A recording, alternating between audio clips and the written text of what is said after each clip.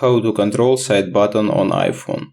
Hi everyone, it is GuideHacks, and in this video I will show you how to control side button on iPhone.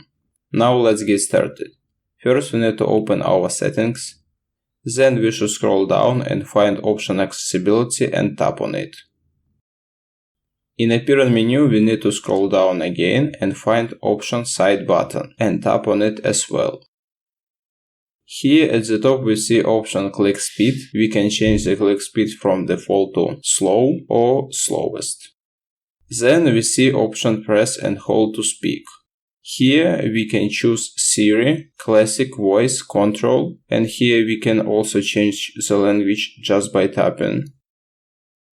Also we can turn off option press and hold to speak. Below we see two options, enable confirm with switch control and enable confirm with assistive touch. If you want to turn on them, you should just click on them and switch them on. And that's all. It was how to control side button on iPhone. Thanks for watching. If you found this video helpful, we would appreciate if you subscribe to our GuideHacks channel.